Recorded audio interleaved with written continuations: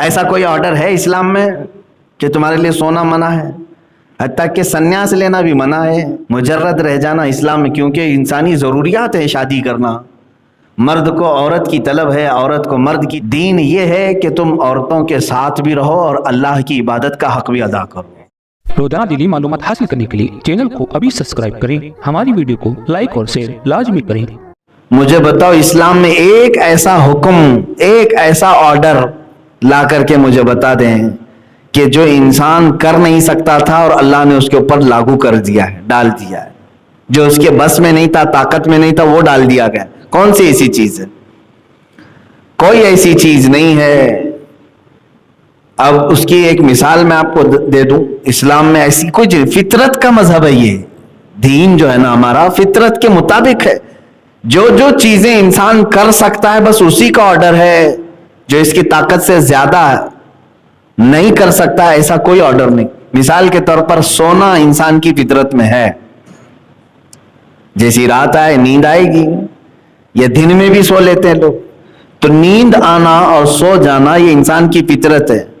اگر کوئی آرڈر ایسا آ جائے کہ آپ 48 گھنٹے یا 70 گھنٹے سو نہیں سکتے، تو گویا کہ یہ فطرت کے خلاف قانون آ گیا، برداشت نہیں کر سکتا کوئی انسان۔ ایسا کوئی آرڈر ہے اسلام میں کہ تمہارے لیے سونا منع ہے، حتیٰ کہ سنیاس لینا بھی منع ہے، مجرد رہ جانا اسلام میں، کیونکہ انسانی ضروریات ہیں شادی کرنا، مرد کو عورت کی طلب ہے، عورت کو مرد کی طلب ہے، یہ فطری ہے، پیدائشی۔ دونوں کے دلوں میں اللہ تعالیٰ نے ایک دوسرے کا انس رکھا ہے، جس کی وجہ سے اسے انسان کہتے ہیں۔ اور اس چیز پر اگر ہم بندش لگا دیں، بند کر دیں، جیسے بعض یوگی ہوتے ہیں سنیاس لیتے ہیں اور کہتے ہیں کہ نہیں ہم عورت کو چھو بھی نہیں سکتے، اور ایسے ہی جوگی لو جہاد کا قانون بھی لاتے ہیں، جو کبھی عورت کو دیکھے بھی نہ ہو یا جن کو عورت سنبھالنا معلوم بھی نہ ہو، وہ شادی کے قانون کیوں بنا رہے ہیں؟ آپ دیکھ نہیں رہے ہیں اوپر سے نیچے تک یہ سب مجرد ہیں، بیچلر لوگ ہیں۔ بہت ساری جگہوں پر انہوں نے اپنے آپ کو ان چیزوں سے دور رکھا ہے۔ اسلام اس چیز کا حکم نہیں دیتا۔ عیسائی مذہب میں بھی نن اور پادری، ان کے یہاں بھی شادی ان کے لیے جائز نہیں ہے۔ اس کو کہتے ہیں وہ دنیا ہے، اور دنیا سے دوری اختیار کرنا۔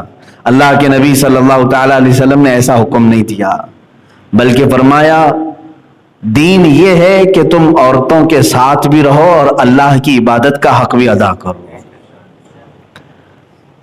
کچھ لوگ یہ سمجھتے ہیں ساری دنیا صرف عورت ہی ہے، عورت کو چھوڑ کر کے دور آ جانا یہی دنیا چھوڑنے کے برابر نہیں۔ میرے عزیز، اللہ تبارک و تعالیٰ کے حبیب صلی اللہ تعالیٰ علیہ وسلم نے ارشاد فرمایا، عورت کے لیے اگر تم پرورش کی ذمہ داری اٹھاتے ہو، ایک لقمہ بھی اسے کھلایا تو ایک صدقے کا ثواب ہے۔ دین ہے، اس میں بھی ہے۔ تو بات یہ چل رہی ہے کہ تمہیں کوئی بھی ایسا حکم نہیں دیا گیا جو تمہاری طاقت کے خلاف ہو، برداشت سے تمہارے باہر ہو، ایسا کوئی حکم اسلام میں نہیں آیا۔ اب یہاں بات آتی ہے جہاد کی۔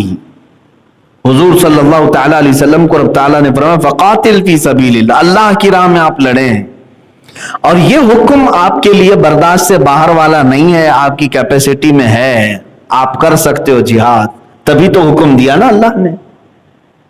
صحابہ کو بھی اسی لیے حکم دیا۔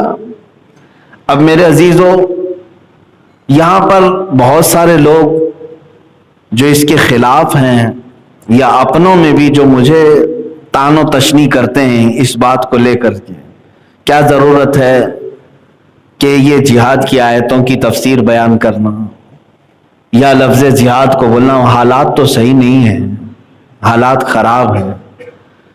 میرے عزیزو، حالات کب اچھے تھے تمہارے لیے؟ کیا مکہ مکرمہ میں حضور نے جب تبلیغ شروع کی تھی بہت اچھے حالات تھے؟ مدینہ طیبہ جب ہجرت کر رہے تھے تب اچھے حالات تھے؟ کون سے زمانے میں مجھے بتاؤ؟ اچھے حالات میں بدر ہو گئی، احد ہو گئی، خندق جیسی جنگ ہو گئی، اچھے حالات میں ہوئی تھی۔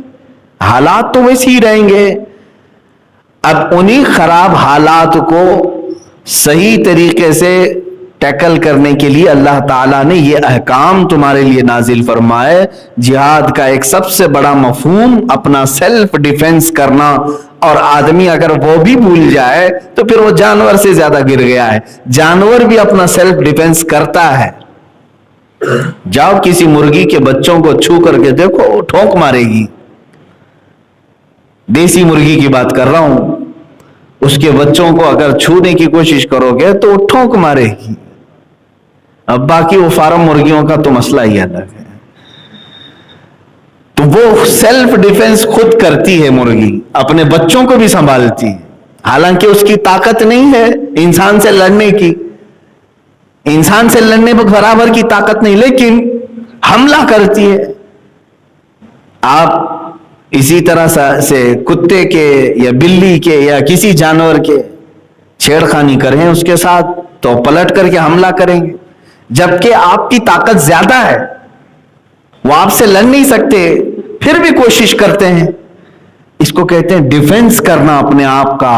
तो जानवर भी इतना कर लेता है। अजीज़ान गिरामी वक़ार, इतना पावर और इतना इख्तियार हर इंसान को होना चाहिए कि वो अपना डिफेंस कर सके।